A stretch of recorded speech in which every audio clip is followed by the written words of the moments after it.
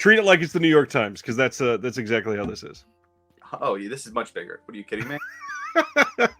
Listen, you do this every night. This is new for me, man. I'm kind of starstruck. Like I watch you every day. Like, this is like a celebrity sighting for me. You've watched me get enchiladas on my shirt. I think we're closer than that. That's a fair point. Fair point.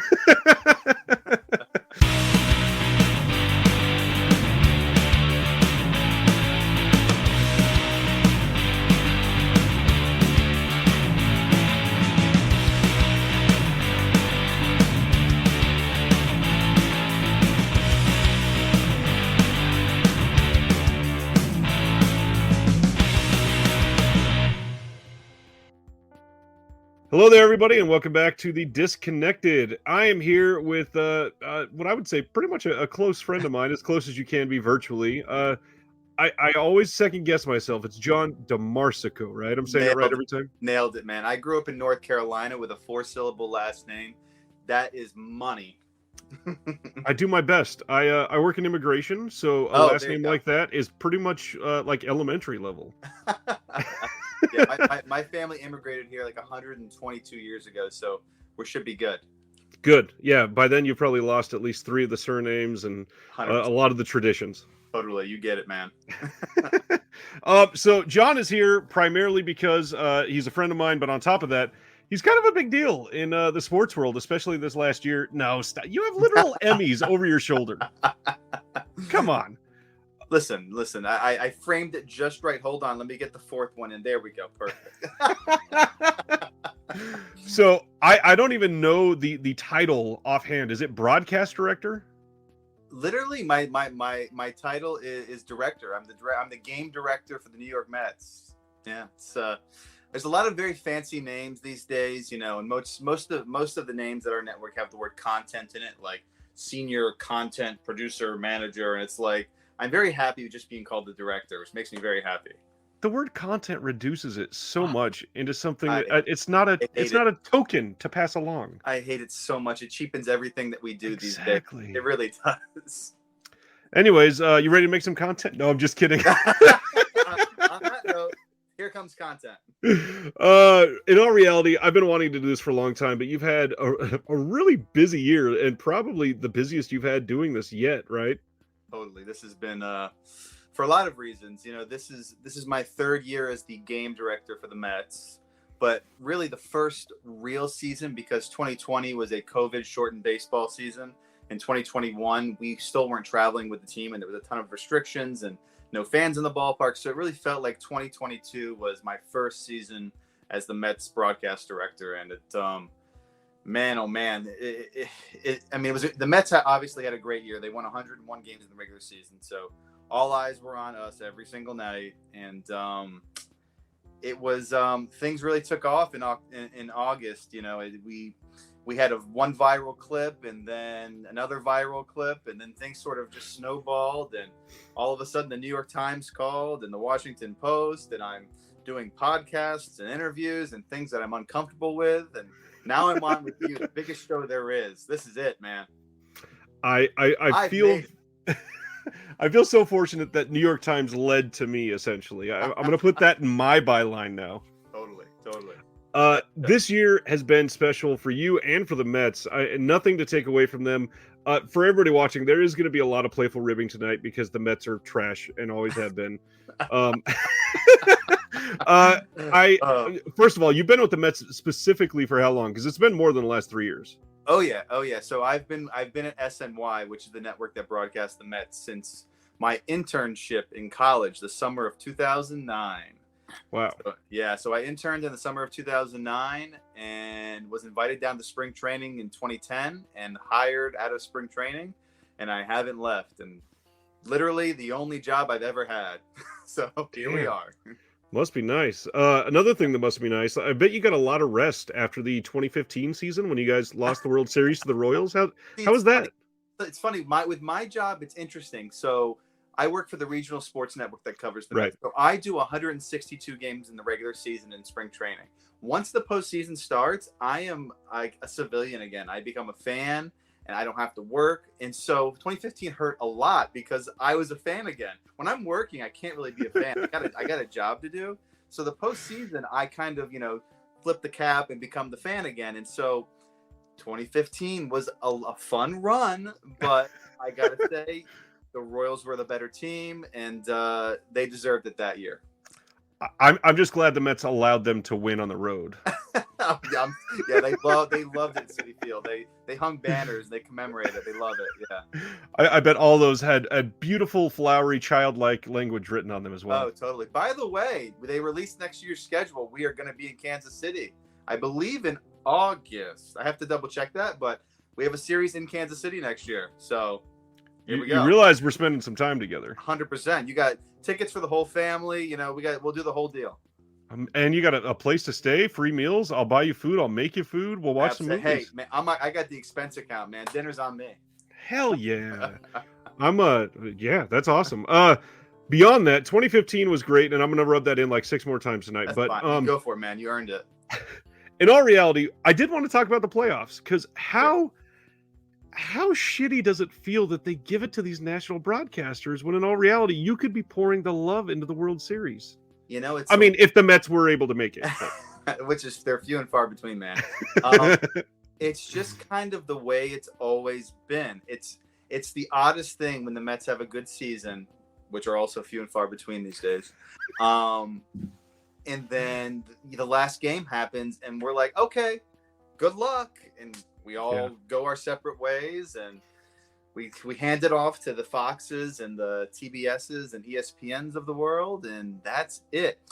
Part of me is heartbroken and jealous of the networks, but there's another part of me that's like, I just did an 162 game grind. I need to get some rest. I need to be done with baseball for a minute. And it's nice to kind of come home and be a fan again, because like I said, it's been such a big part of my life, my Met fandom, my love of baseball in general, that, having it become a job is sort of has its ups and downs. So you're doing the thing that you love, but the thing that you love has become a job. Right. So you have to kind of find a balance. So it's nice for me when the season ends and I get to watch the Mets, lose a 3-game series and their season be over, And you get to join in chants of "fuck Joe Buck" with the rest of the country. So. Oh man. I won't say that. Joe Buck he's gotten a lot of disrespect. He's an excellent announcer. I have to be honest, he has always been decent for baseball. Yeah. It's when he pretends for other sports that I really start to lose respect for him. Which is interesting because he's done doing baseball now. He's doing football full time now. He's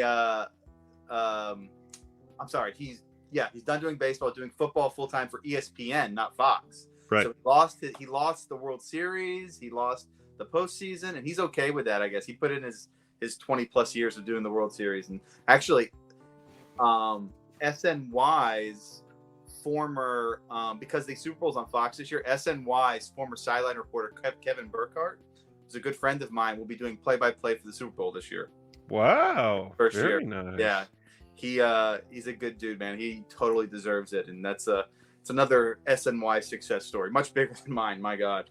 I mean, we're going to get deep into yours tonight. And for a lot of people that, obviously most people probably have not watched a lot of the Mets broadcasts because, first off, the way the MLB rules around broadcasting stuff is not great. It sounds like they might be into changing that soon. Have you heard any rumblings? It's one of the top talking points around baseball is the blackout rules and, the accessibility and what they call home regions. And it's a mess. I mean, it's one of the many messes going on in baseball, but yes, that's one of the things that hopefully they can get fixed.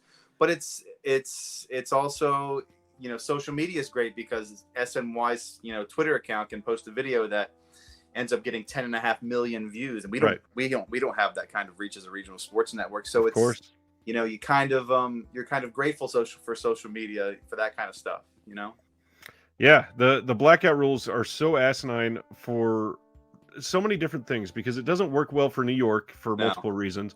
But then you get into, I hate to say it because I live here, but flyover country. Yeah. In some places it's worse. I mean, there are places in Iowa where the Twins are blacked out and the Royals are blacked out. And there's no team in Iowa. What are we doing? Makes no sense. And my dad has the DirecTV package. And when the Mets play the Nationals, for some reason, that is considered his home region. He lives in Charlotte, North Carolina. So All right. so he can't watch SNY because he has to watch the national broadcast because that's his home region for some reason. It's just silly, the whole thing. Wow. Yeah. Obviously, when a lot of people watch this, they will probably not know offhand what a director for a broadcast company like this does. Sure. I'm going to show a real quick clip, and then we're going to talk about what you do in here because this is something I got to witness this year, and I just marveled at the entire process. So we're going to listen to this for about 45 seconds. 3-2. And watch to beat 2. Ready, 14. Take 14. Ready, 8. Take 8. Ready, 10. Take 10. Ready, 9. Take 9. Ready, 2.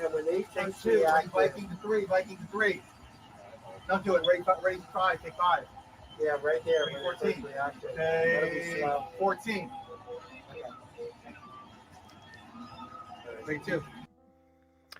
I love at the end of that, you slink back and you're just like, it went well. That is totally involuntary. I hate watching myself do that. I didn't even realize that I made all the hand gestures. I'm Italian, so I just guess it comes natural. But it's it's actually a good little snapshot for kind of what goes on in the heat of the moment. You know, baseball's a sport that has a lot of downtime, so there's a lot of quietness and people stepping out of the box, people rubbing their bat and fixing their batting gloves, hitting their bat against their cleats, and it's a lot of silence until there's not. And so when a moment like that happens, it springs sort of everybody out of their seat. And if it springs me out of my seat, hopefully it springs the people at home out of their seats too. Exactly. So that's sort of the goal, you know? I loved watching that live in person. And for those that don't know what I'm alluding to, it was early June. I was in LA for Monsterpalooza, and John happened to be directing a game at Dodger Stadium. I got to go and witness this firsthand, and it was incredible to see. And this is going to sound like a play on a word or something, but it's not, I promise. But you're literally like a master delegator in the moment. You were telling everybody when to work at just the precise moment to make it beautiful, and it genuinely is an art form. It's so hard to oversell what you're doing because it's so hard with all those screens to keep your mind afloat properly. Yeah. So as you know, so I studied film in college, and I really thought I was going to be a film editor. And so what I ironically do now is basically live editing. You know, I have all the clips in front of me, all the shots in front of me, and laid out right in front of me. I have cameras at home. I have cameras 1 through 21. I have them all there, and I'm live editing. You know, and based on the situations, you know, going on in the game, each camera has a certain assignment in certain, you know, situations. And if they're doing their jobs right, it makes my job a lot easier because I just know where things are going to be, and I know where to kind of time things. The clip that you saw actually was a home run, and a home run's actually one of the easier things to direct because, you know, the ball leaves the park, and after that, it's all color. You know, it's all jazz, people showing signs, fans reacting. You know, shots of the dugout. The harder plays to direct are the ones when there's multiple runners on base and a ball is hit down the line, and you have to somehow show all the runners scoring and follow the ball. Baseball's a unique sport because it's the only sport that doesn't go left to right on your TVs. Yep. So you really have you have to cut around a lot when they're over the action rather than stay on one camera to kind of show what's going on. You know, it's one of the only sports where, you know, points are scored away from the ball. So it makes it a little more difficult to direct. It's by far, I mean, I haven't done all the sports, but I would say that baseball is one of the harder sports to produce for a broadcast. Yeah. I mean, that seems rather, when you think about it, rather intuitive that it would be that way. Other than something like bowling, I'm sure that's really difficult. You know what? I'd love to do bowling. I kick my feet up and relax, have myself have a drink, maybe a bag of chips. You know, you just hang on one camera. I make fun of my one of the guys I work with. He does, you know, he's a big soccer fan. I go, man, this would be the gig to direct this, man. Just stay on one big wide shot of the field that nobody scores. So it's great. One thing I really wanted to hit on is I have appreciated watching you grow primarily because you have brought something back to baseball that has been gone for pretty much every other broadcasting team, and that is this sense of drama. we have, obviously, there are teams that have rivalries. They don't really get played up other than like, ooh, the Braves are here. Anyway, so back to tonight or something like that. Yeah. What I wanted to hit on, this one thing that you sent over in this little sizzle reel, this is such a compelling way to see the different levels of drama in the game. And now, not going to play any sound. We are free to speak over it. Let me get rid of that mute sign. The way that you are blending all these in, it brings something so compelling for the viewer at home that we don't get from any other broadcast team. Why is it so special for SNY? Baseball by design, to me, has always been a very cinematic sport. It's a sport that lends itself to quote unquote cinematic elements. And I say that because in football, the guys are all wearing helmets. You can't see any face. It's hard to show emotion. In basketball, things are moving so quickly and they're racing a clock. In baseball, you have between 15 to 20 seconds between every single pitch to set things up, to establish a conflict like you're seeing on the screen right now. You know, it's the pitcher versus the batter. It's the best conflict in sports. And it's so, it's right out of a Western. It's the old gunslinger coming in from the bullpen like this and facing the, you know, it's the showdown at the OK Corral. It made sense to me, and it always has been like something I've wanted to establish. And you do one thing and people like it, and then you start, you know, spinning the wheels a little bit. How can I make this a little more dramatic? And how can I pick my spots with these big moments? And listen, there's not a lot of big spots in a game. There's a lot of downtime, like I said, and we have some laughs, and the game is obviously king. You don't want to miss anything, but what you do in those 15 to 20 seconds between pitches is up to the director, you know, and I just choose to kind of jar the viewer once in a while because, you know, it lets them know that this is an important thing going on. This is a moment. This is one of the moments of the game. I don't do those things, you know, in a blowout when the game is meaningless. I really have to show some restraint. You know, like I want to do it. I want to be Brian De Palma during every pitch, but I can't. You know, I have to actually show the game. I you know, I'm just so glad that people seem to like the things that we tried this year, and I'm so excited to keep experimenting and see what's next. So that's a good question. You've got other tricks up your sleeve, I'm assuming. I just keep watching movies, and and if I see something that's really cool, I'll write it down. And I have a whole notepad in my phone of things that I want to try, things I want to do, screenshots from films. I've literally been on a plane before watching something on my iPad, and because I travel so much, and I see a really cool dissolve or a really cool transition or a split screen, and I go, okay, I gotta pause and get my phone out. I literally take a picture of my screen and mark the time code and like, okay, I'm gonna go back and watch that and see how I can introduce that somehow. I honestly don't watch a lot of baseball in my free time. In my free time, I'm watching movies. Like this is my love, and this is what inspires me. I just, kind of have tried to inject a little bit of that into the game broadcast because it's who I am. So.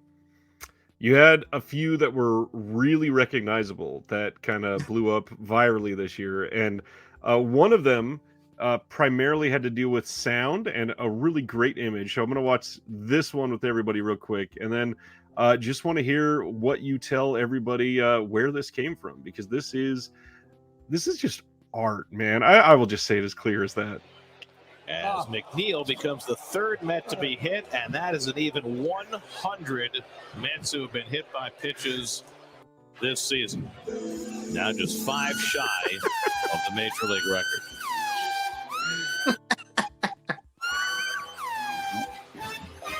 You're asking, guys. It's so perfect.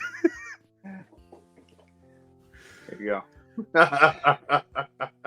Shocker, I know. Real tough one. The Mets set a Major League record this season for hit by pitches.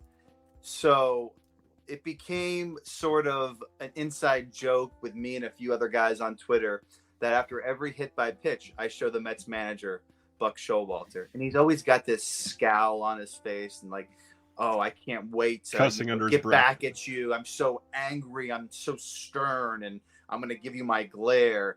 And it sort of got to the point where, how the hell do I enhance this? And I was like, all right, I got the wheels turning a little bit, and I got the idea. I knew I couldn't use the exact music, the Ironside music, because that's like, it's copyrighted and Everywhere, yeah. So I literally took like 7 audio elements off our NBC Universal, library of music, and edited them together to as close to the Ironside theme as possible. Gave that to our technical director, who's the guy that sits next to me and presses all the buttons. That I do all the talking. The guy next to me actually presses the buttons. I gave that to him, and I showed him the clip from Kill Bill. I said, okay, make oh, that's too red. That's too red. Make it a little less, a little more transparent, a little more orange actually there. Okay, now we have to get a montage. So I went to our associate director, Eddie Warman. I was like, I need a montage of the Mets being hit by pitch so that I can overlay over Buck. And it was a big team effort, but it's one of those things that not everybody got the joke. Not everyone got that it was like a Kill Bill reference and knew the Ironside theme, but they started calling it like the Buck Showalter red face filter. Like this is like an Instagram filter, and like waiting for steam to pop out of his ears or something. But people loved it regardless. I mean, there was a couple people that didn't love it, but you can't please everybody. If we pleased everybody, that we wouldn't be doing our jobs. Well, it pleased a lot of movie fans, and it went viral pretty much everywhere. I mean, your clips at least were front page on Reddit like 3 or 4 times this year, right? People have told me that. I am so unfamiliar with Reddit. I went down the Reddit alleyway one time and just like see what was going on, put my name in, and I was like, whoa, that's a lot of people talking about me. It was a little overwhelming because I saw it like a month after the fact. I was like, it's so over my head. My wife was like, you need to get on Reddit. I was like, okay, fine. But that wasn't even all. You seem to go everywhere. You were on New York Times, Washington Post. You had a couple others seek you out. Yeah, New York Magazine. I think the Sports Business Journal. There was a couple podcasts, a couple things. Listen, it's far too much to talk about. It's too much. That was the Wizard of Oz transition that we just saw, and it's going from black and white to color. Very simple but effective. Very effective. And this guy Edwin Diaz. Those of you that don't know, if you know nothing about baseball, you've probably seen the clip everywhere of him coming into his theme song by it's called Narco by Timmy Trumpet and Blaster Jacks. See, I know that now. Yeah, he has been a gold mine for me because I'd heard the song that he comes into. Google it. You guys, everybody at home, Google this song. I'm sure you've heard it before. It's played at every sporting event now. Yep. Initially, I was like, oh, those are spaghetti Western horns. This is gonna.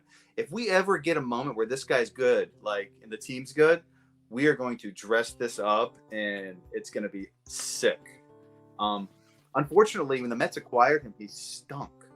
He was so bad, the guy. And he's really turned it around this year. He had an historic season.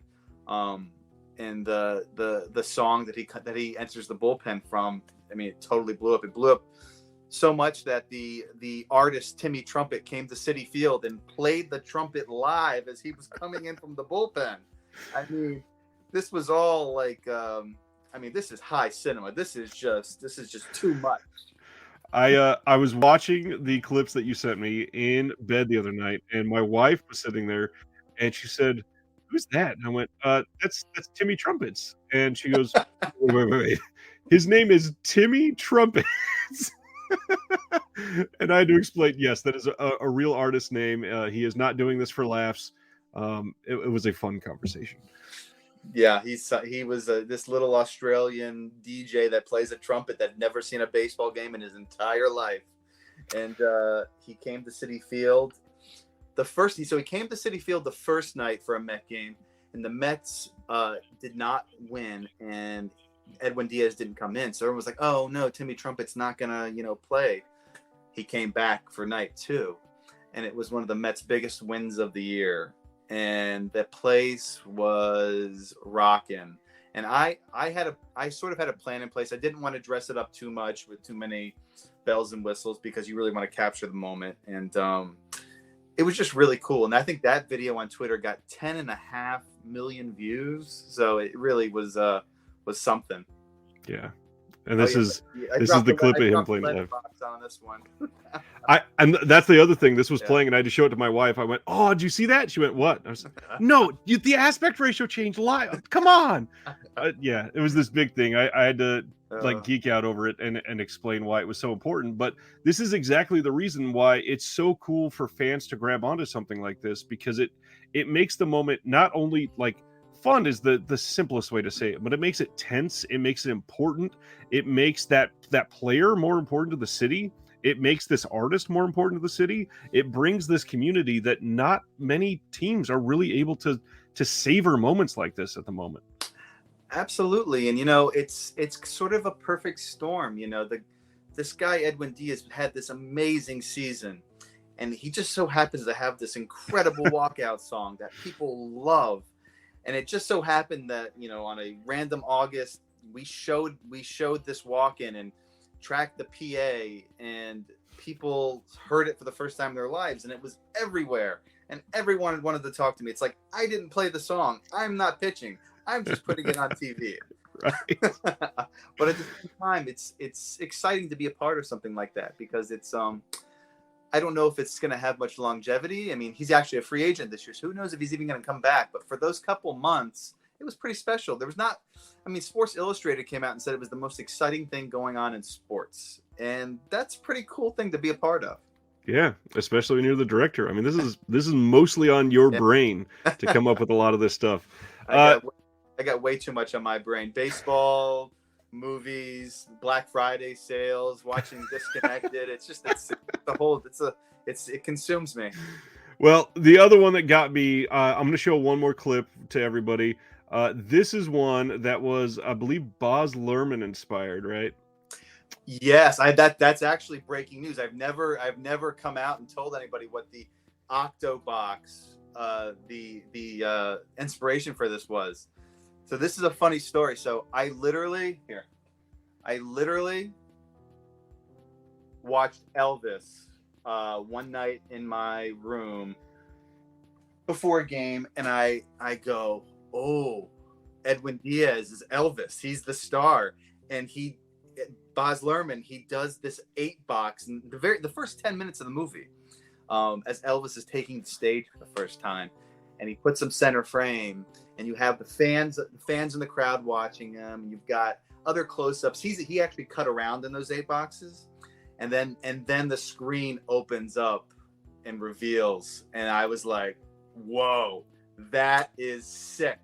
And I'm a very visual person. Like I am much more style over substance when it comes to a lot of things, movies, whatever, baseball. And so I love Baz. Baz is unbelievable. And Elvis got a lot of hate. I thought Elvis was phenomenal. I loved Elvis. In that 8-box, I literally took a screenshot. I went back and labeled, like, I want camera 2 to be here. I want camera 14 to be here. I want camera 6 to be here. Camera 3 to be here. I texted it to my technical director, the guy that presses the buttons beside me. And I was like, tomorrow, I don't care what we do, but we need to work on this for the next time he comes in. And it took a couple of days. We were fortunate that the timing worked out, and we got the entrance. And I was like, all right, here it comes. Here we go. I was like, trigger the 8-box. Why I didn't? And it's basically, there's no cutting around at that point. I am committed to those 8 cameras being on the screen, so I just get to sit back and watch at that point. But it worked out perfectly. Yeah, I mean, the fans that were doing it shows the different moods. It shows the Yeah. excitement level, and then not to mention now, I mean, look how beautifully you just sold it. It opens and then it opened right. I mean, that's an art form. I mean, it's one of my favorite things that we did this year. And I know my buddy Seth Zwiebel, our technical director, the guy that actually built the actual 8 boxes. he's pretty proud of it too. He had every technical director in the country texted him, "Dude, 8-box, how'd you do that? I thought it was a normal 8-box, but then you made it go off the screen. I was unbelievable." So he got it, a lot of the credit goes to him, but it's I love that stuff. I love seeing something, being inspired, and being able to execute it. And I'm fortunate enough to work for a network that doesn't really rein me in much, even when I may need some reining in. I like to color outside the lines. And my bosses, they understand me. And sometimes they know that I'm not going to do anything that's going to hurt the network, but I'm going to take some chances. And you know what? I work with a group of guys that allow me to do that. I have our announcers, Gary Cohen, Keith Hernandez, and Ron Darling. They've been together since the network started in 2006. And Keith and Ron have been were teammates in the 80s and have been together for over 40 years at this point. So, right. And Gary's been with the Mets for over 30 years. Our producer, Greg Picker, has been there since the network started. I've been there since 2009. So there's a trust factor, and a trust that, whatever we do, our announcers can handle, our producer can handle, and we kind of all play off each other. It really is like sort of a freeform jazz, we kind of all play off each other every night. That's beautiful. That's the exact kind of relationship that these places need. I mean, the attention you've gotten, I imagine after this year, they're not only going to be okay with it, they're probably going to encourage a lot of this experimentation. I hope so. I think a lot of people had some reservations at first because it was different. Right. But different can be good. And I think that the response was positive enough that I will have that, free reign to kind of, keep experimenting and keep playing around. I never want to stop, trying new things and seeing what works and seeing what doesn't. Like I said before, if everything works every single time, I'm not doing my job right. I never want to be like that. So. Well, time for hard-hitting questions. What has failed then? What is an experiment that you feel like, let's not do that one again? There've been a couple. I've talked about a lot in all the pieces and interviews that Brian De Palma has been a big inspiration for a lot of the split screens because he is such a split screen heavy director. Oh, yeah. Whether it's a physical black line split screen or a split diopter shot. So I have probably a dozen different variations. I think 3 or 4 of them work really well. Some of them are a bit of a stretch. And it's a lot. It's covering. It's not pre-produced, so it's all live. And so if I got 3 things in a split screen and there's movement, sometimes it loses its effectiveness, and sometimes it doesn't quite work the right way. Or I one of my dissolves that I actually what did I see that I saw it in the movie Valhalla Rising. You know that one? I've seen it, yeah. In that one, there is an amazing dissolve, a right to left on the screen dissolve that goes from the ocean to who's the protagonist? What's the actor? Oh gosh, it's been ages since I've seen it. What's his name? He was another round. He's it's a very plain white guy. Yes. Hannibal. Who's Hannibal? Oh yeah. Mads Mikkelsen. Yes. Mads. Yes. He's in Valhalla Rising. And so it's a slow dissolve from the ocean to his face, and it's actually the dissolve that I used during the Timmy Trumpet intro when it went from him running in to the trumpet guy clapping his hands. It's a super, like a 9-second dissolve, which is ridiculous. I tried that and almost missed the pitch a couple times, and I go, maybe not the right spot for that. So it's stuff like that. It's more like timing wise and stuff that would be great if it was a pre-produced piece, but covering live action, sometimes it's a little muddy. Right. You just got to be careful and pick your spots. It seems like most of the pitching duel dissolves that weren't not even full-on dissolves, but just the tension shots, it seems like those worked very well almost every single time. Yeah, there's some cool. We had some really good results, and that actually evolved from trying to have a faux split diopter, a la Brian De Palma for those shots, because he has something in the foreground in frame and something in the background in frame, and there's a nice little sliver of a blur in between. Yep. I wanted to kind of copy that. So that was my faux split diopter. but yeah, some things work, some things don't. By the time you see it, I may have already lined up that shot for 3 pitches. You know what I mean? Right. Like, so like I'm watching it, like while I'm cutting the game live, I'm watching in preview while the technical director has the transition up. I'll be okay, and I actually call the transition De Palma 1 through whatever. Like, so try De Palma 2 on that. It doesn't work. Try De Palma 4. You know, so I'm sort of in anticipation of the moment. If I get the 2 strikes here, if the crowd gets up, this is going to be the moment we use this. You have to kind of be prepared. 9 times out of 10, the moment doesn't come, you know, but when it does, at least I'm prepared. Let's get very style focused for a moment, because you and I are some of the only people I know that recognizes this and gets excited about it. You brought up split diopter like 3 times already. Is it just me, or is it seemingly making a comeback in recent years? It seems to be a lot more like the Jordan Peele movie Us is the first time I noticed and went, this is a damn good split diopter shot. I think he'd be the perfect guy for it, because he has such a strong cinematic language. You know, De Palma was a guy that wasn't necessarily the best storyteller and didn't always, you know, he didn't write his scripts, and he didn't, right, but he spoke cinema as good as anybody who has ever lived. The things that he was able to do with in-camera effects, whether it's a split diopter or it's just a simple split screen and cutting left to right, the scene that comes to mind is Carrie, and he actually didn't think that scene worked. I thought it was brilliant. Yeah, I would love to see it come back, because it's such a it makes you pay attention, and it's a way for a filmmaker to adjust focus to the things that you're supposed to be looking at. You know, honestly, it's a much more interesting shot. That's the problem I have with a lot of things that get put out there today. It's like, great movie, great script, beautifully shot, but at the same time, it's boring to look at. You know, it's like, give me some Dario Argento, like throw a neon on that, something. Give me something here. Give me some shot. Give me some lighting. You know, yeah. I'm going to sound like I'm worshiping SNY, but apply that to baseball. I mean, look, this is exactly how I feel. You guys are making it interesting, and the other teams are not. Give me something. This is the perfect way to stare at that, because when there's style for one team and every other team out there is floundering, I mean, it's a big difference. Baseball is a very dusty sport. It really is. It's a quote unquote boring sport to watch on TV, and it shouldn't be. I mean, listen, the games are long. Not everybody has 3.5 hours every single night, but some people do. There's a lot of people watching every single night, and if I can jar them out of their seat 2 or 3 times a game, get them wake them up, I'm going to do that, you know, whether they like it or not.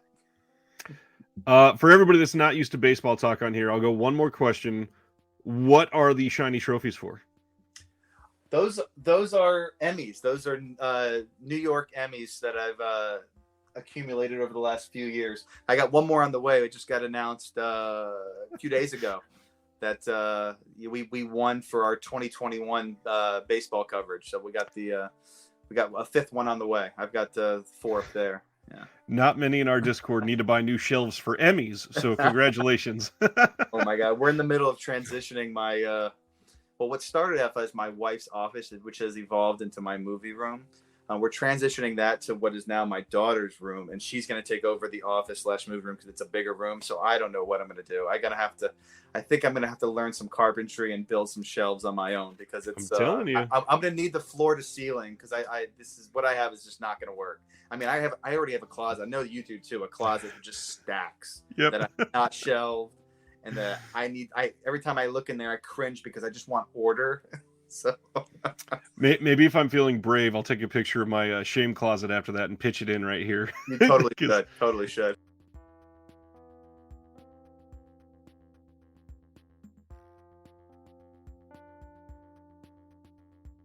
It is really, really bad. It's embarrassing, frankly. So let's get into physical media. You've got half of your screen taken up by movies. Sure. Obviously, you love movies. How did we get to physical media? I've always been a movie collector ever since I was a kid. Literally, my Christmas lists for Santa Claus were VHS movies, and then eventually DVDs. And I was very particular. Like I would like go online as, a 10, 11, 12, 13-year-old and get the artwork that I wanted and print it for my parents and make sure that I got that version of the DVD. I wanted the Criterion. Like, get me The Man Who Fell to Earth Criterion, nothing else. Like, that's what I want. I'm laughing so hard because I think you are the only person I've ever heard that did it like me. Yeah. But I did picture of that and the UPC so they could compare. Yeah, you're good. And, I didn't go that say, far. This one, I want the widescreen for sure. So make sure it's this specific UPC. Don't get me started. Listen, it happened. I can't remember exactly what the movie was, but I got a full screen DVD and I had already opened it and I was just devastated, just heartbroken because I've been rallying against full screen since literally I was 10 years old. Amazing. But no, I've been a movie lover since I was, basically out of the womb, and I've loved horror movies and since I was a kid. I remember one of the first movies I ever went to in the movie theater. My dad, I don't know what he was thinking. He took me to Predator 2. I want to say like a 5-year-old. It was a dollar theater. That's one of my first movie going memories. Wow. Was going to see Predator 2 with my dad. And I love Predator 2 to this day because it was just like, whoa. I literally tonight showed my kids Gremlins, and I was like, oh, wow. Gremlins is great. They're going to love this. I have a 7 and a 6-year-old, and as I'm watching, it's like, they say goddamn a lot. And then afterwards, I was like, Dick Miller really hates foreigners in this movie, and that is so explicit. that looks great for my kids. When I work for immigration, I'm like, here, look at one of my favorite movies. Oh, that's great. I can't wait to start showing my daughter some stuff like that. Tonight, she was watching Cinderella before bed, and she was scared of the mouse. I'm like, oh no, oh no. It's a long wait now. She's 2.5. She's 2.5. Like we're a couple years away from Predator 2. So, other than Predator 2, what are some of the tentpole childhood favorites that you can't wait to show her? Oh man. Well, since we're talking baseball, one of my favorite movies growing up, and I always tend to lean more towards comedy when it comes to baseball movies, was Major League. But there are a lot of fucks in that movie. I mean, it's rated R. It has earned that rated R. So maybe we'll start with Major League 2, which is rated PG. So maybe Major League 2. Yeah, I don't know. I mean, I obviously the Tarantino stuff, but that seems like it's a long way away. I can't even. It's like, it's like I don't even know how to get there. Yeah, I think the day that I could sit down with Cora, my daughter, and put in Kill Bill, the whole bloody affair, which will be out by then in 4K, and sit back and watch that will be a dream come true. A 4K double pack from Arrow, limited edition. Yeah, if only. I mean, I've got the bootleg, so we can watch it now. But it looks awful. It's not the same. It's awful. God, yeah, that's a good answer. You brought up De Palma, you brought up Tarantino. Other than the biggies, what are some of the underappreciated directors that John really latches onto? Oh, I love Cronenberg. I love Lars von Trier. I mean, I don't know that I'll ever show my daughter Lars von Trier, but you see the announcement today? Hell of a big deal. Yeah, so I saw that Criterion's putting out his first 3 movies, which is great. I got the DVDs back here for 2 of them, so that'll be a nice upgrade. But what else do I love? I love the Italian westerns. I love Corbucci and I love Leone. Those would be really fun ones to show her a little earlier. A little earlier. Let's watch Django. yeah, sure.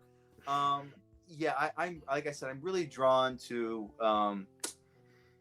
the filmmakers, the guys that really embrace the medium and are visual filmmakers. Like I brought up Argento before. What he does is just incredible. I mean, the stories may not be great, and they could be cheesy as all be, but it's I just love looking at them. It's just so pretty. I like pretty colors. You're a style guy. That makes sense. Yeah, totally. And nothing wrong with that.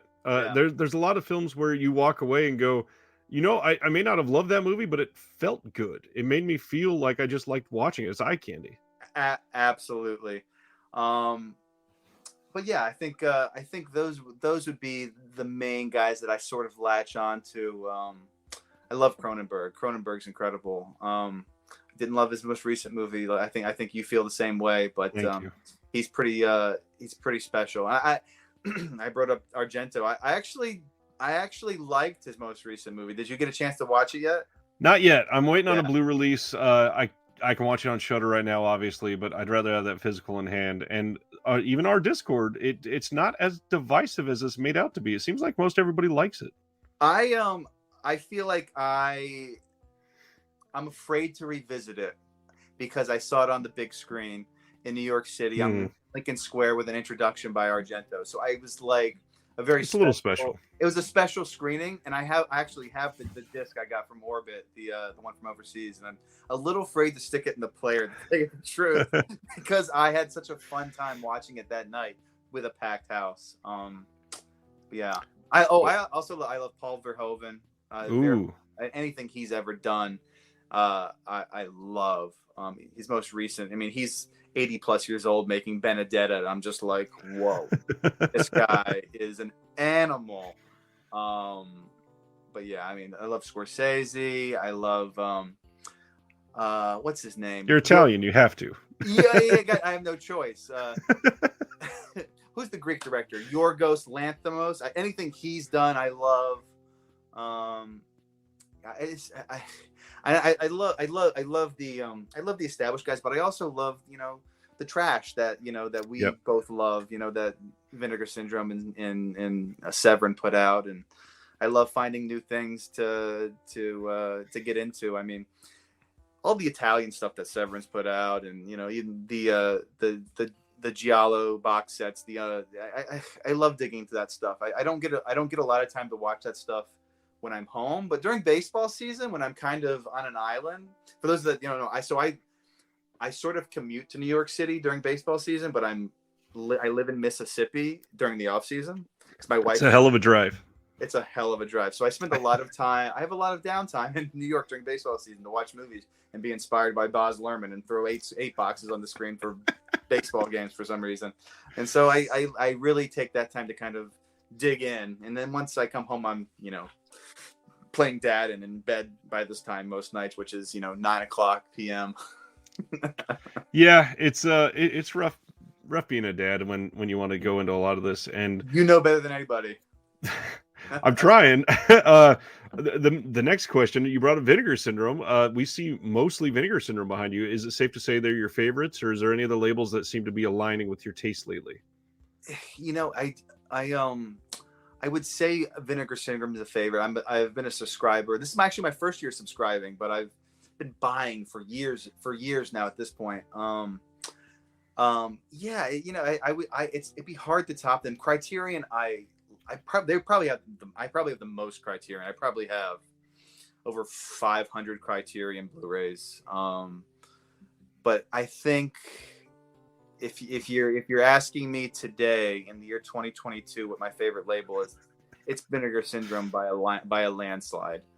Just because of the discovery aspect that you bring up a lot on your channel. I love their their release day, and they've got that down. They have us eating out of the palms of their hand, by the way. Unfortunately. And I look at the covers and I'm like, I'm 8 years old again. And I'm like, in the movie, I'm seeing all these things for the first time. And I can't wait to flip it over to the back and read. And I just like, it brings all that back. And a lot of the stuff I haven't seen before, like it's a lot of blind spots for me. And it's such a gift to be able to discover something new when you have such a vast, library of a lifetime of watching movies. It's cool. Yeah, when I have kids, this is basically my retirement plan, and it has to be because there's so much time into this room and into this art that very much like you, I think a lot of these filmmakers don't get the respect that they deserve, and I want to make sure that I can give that to them on a personal level because they deserve that. There's so much that they put into it. I want to take at least a portion of that out. Totally. And I love that you call it the archive and library, because I kind of view it the same way, because I could have the next 3 years off and I would not be able to get to everything that I haven't seen in my collection. But when I'm buying something, it's an investment. It's investment in, first of all into physical media, which I love, and these labels, which I think are important, but also, you know, someday I want to own that. Who knows where that title is going to be, you know, 5 years, 10 years down the road. Who knows where it is right now? First of all, other than on disc. So it's nice to have that. It's a nice feeling to lay your head down at night knowing that I have my movies. You know, they're there. They're not going anywhere. You know. If you're watching, you know too. You know that feeling. I mean, now that you brought up the channel, I guess I got to ask. I don't think I asked when we met in person. Yeah. Where did you first hear about Disconnected, and why in the world did you join the Patreon? Oh, that's a good question. I think I probably found you. You must have been on one of the other channels I was subscribed to, probably Aaron Pin or Master Chaos, one of those guys. And I subscribed and I watched one video and then I watched two videos. Like, oh, this guy is bringing a scholarly, vocabulary to this trash that we love. And I was just like, oh, I was hooked in. I was totally hooked in. And I feel like I have a lot in common with this guy, and I feel like he's speaking for me. I don't have an outlet that I can do this every night, but it's nice to be able to check in with him and see what he's up to and how he's doing. And it's the Patreon has been great. It's a lot of fun to go back and forth with all those guys on there, and it's really a nice little community that you've carved out. And it's a nice feeling to be a part of something, even though it's hard to contribute as much as I'd like. It's as long as you have a Patreon and a way to chat with like-minded people, I am going to be there, because it's really a lot of the time it's the last thing I look at night before I go to bed. I'll go check the Discord and see what everyone's talking about. I'll comment on something that happened 14 hours ago, or log on to Rip Halloween Kills or Rock Halloween Ends. So yeah, that's been a rough talking point for the last week, but it's not just your channel. Oh, I have noticed. Yeah. Did you watch it yet? I did. I did not like it very much, but we'll I got to give it a rewatch. Like you said, the second rewatch, you enjoyed it a lot more. So genuinely, yeah. And that's because I didn't expect a Halloween movie the second time. That's a good point. Because it's not. Which is an odd choice to make for the last film in a franchise. I get that. Yeah. It's you know what? Are we talking spoilers here? We can't talk spoilers, I guess. Let's lay off the spoilers. I'll take this thought, and I'm logging it. I'm gonna put it in the Discord after this. So if you want to find out what I'm thinking, join Ryan's Patreon and get on that Discord, because it's some hot stuff I got on my mind right now. To be respectful of your time, and I know you got to sleep because kids will not allow you to sleep otherwise. One final thing that I wanted to say, and this again, not meant to be like worshiping at the ground of John or anything like that. Genuinely, the time that I spent hanging out with you this year is by far one of the highlights of my year. For those that don't know, I spent a lunch at a LA famous restaurant that was in Once Upon a Time in Hollywood with John and a friend of ours. And then, of course, got to meet up with him at the baseball game, but he was working, so didn't get to spend a lot of time. But just those conversations and meeting like-minded people, it goes so much further than people think it goes nowadays, especially. I feel like 2022, this is going to get very philosophical for a quick moment. I don't know what's going on, but I feel like there's this post-pandemic movement of involuntary isolation, perhaps, where people seem busier than they've ever been. And there are choices being made where we are wanting to spend time with people, but a lot of the time this generation seems to be flaking on other people and losing that personal relationship. And to have that genuine, I mean, we shook hands and then spent the next 90 minutes together, and it left permanent memories in my brain that I'm never going to forget. I totally agree. It was like, I just love when, the planets align and you're able to meet somebody. Neither of us live in that place, but we were able to meet there and share a moment together. And I feel like I felt like I knew you didn't know me, because I get to watch you every night, and so I get to be starstruck even chatting with you right now. But it was a highlight for me too. That whole LA trip was special. because I got to do a lot of things that I hadn't gotten to do since before the pandemic. I got to go to the new Bev. I got to go to the Academy Museum. I got to I could do games at Dodger Stadium and share what I get to do, my passion, with somebody that shares a different passion, which is cool for me. You know, this community, it's I'm guessing a lot of us don't run across a lot of people that collect movies or are as intense about movies as we are, and you don't run across them in your normal life day to day. At least I don't. So it's cool to actually meet somebody and have this this relationship with you and the folks in the Discord. It's a pretty cool thing, and something I really I cherish. It's cool. Same. It is something that keeps me sane. And like you said, you feel like you know me. I'm maybe a little too open on here sometimes, but the way that I have somehow in this last year, I've met like 7 of the patrons in person, which is so wild.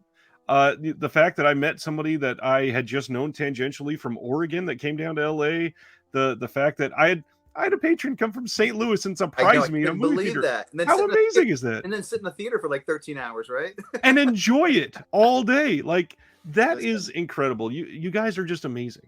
If I had the time, there's no place I'd rather be than sitting in a movie theater for 13 straight hours. I would just love it. That is my sanctuary. I love it so much. So I'd be right there if I had the moment.